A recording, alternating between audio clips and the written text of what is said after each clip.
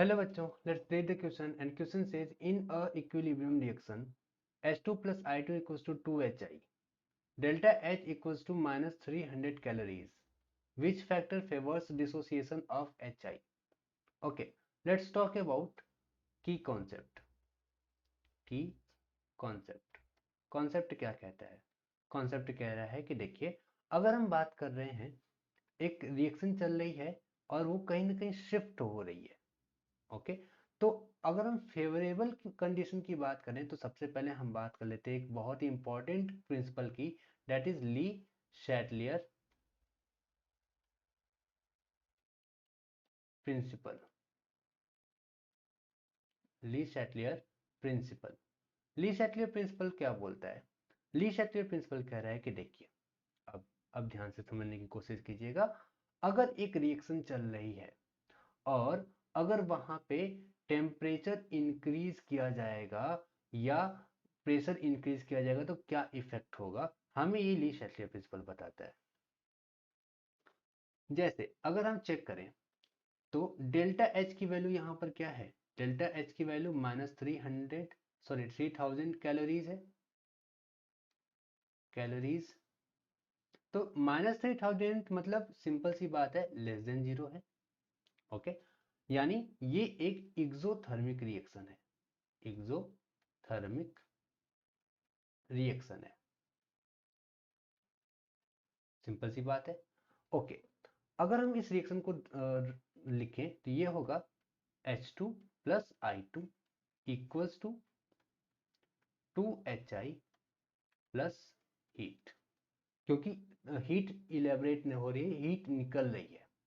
Okay, सो यहाँ पे heat अगर निकल रही है, एक्सोथर्मिक हो गया। तो एक्सोथर्मिक किस डायरेक्शन में? एक्सोथर्मिक फॉरवर्ड डायरेक्शन में, बैकवर्ड डायरेक्शन में नहीं, एक्सोथर्मिक फॉरवर्ड डायरेक्शन में है।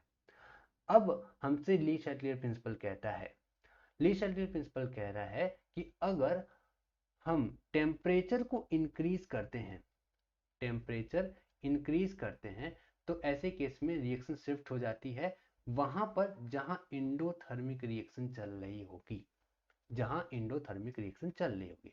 अब इस रिएक्शन के दो पार्ट हैं, रिवर्सिबल रिएक्शन है, एक फॉरवर्ड पार्ट है और एक बैकवर्ड पार्ट है। तो फॉरवर्ड रिएक्शन को अगर हम चेक करें, फॉरवर्ड रिएक्शन को, तो फॉरवर्ड हो जाएगी हमारी कुछ इस तरीके से, H2 plus I2 equals to 2HI plus heat. और बैकवर्ड कैसे हो जाएगी? बैकवर्ड कुछ ऐसी हो जाएगी, बैकवर्ड की अगर हम बात कर रहे हैं तो ये होगी 2HI plus heat equals to H2 plus I2। दोनों रिएक्शंस हमने लिख ली। अब हमसे क्वेश्चन क्या पूछा है, which factor favours dissociation of HI? कौन डिसोसिएशन ऑफ HI को फेवर करेगा? अच्छा, डिसोसिएशन ऑफ HI कहाँ हो रहा है? फॉरवर्ड डायरेक्शन में फॉर्मेशन हो रही है, बैकवर्ड डायरेक्शन में डिसोसिएशन हो रहा है। यानी हमें क्या चाहिए? हमें बैकवर्ड डायरेक्शन चाहिए। और बैकवर्ड डायरेक्शन कौन सी है? एंडोथर्मिक रिएक्शन है।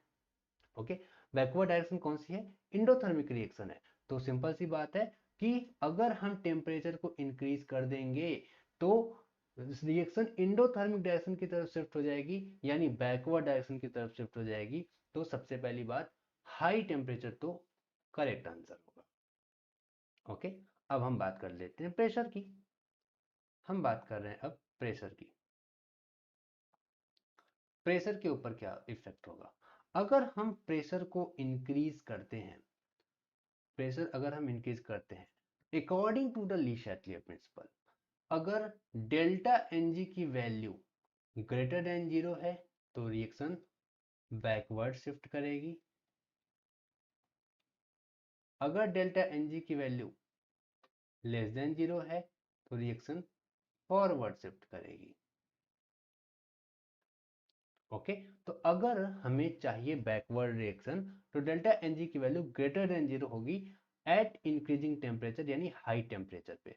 तो आइए चेक कर लेते हैं डेल्टा एन जी की वैल्यू। यहाँ पर है H2 plus I2 equals to 2HI। Okay, so अगर हम इसमें देखें तो डेल्टा एन जी क्या होता है, number of moles of gaseous product. Gaseous product कितने हैं, 2, माइनस गैसियस रिएक्टेंट कितने हैं, 1 and 1 मोल, कितने हो गए 2, यानी इट इज इक्वल टू 0।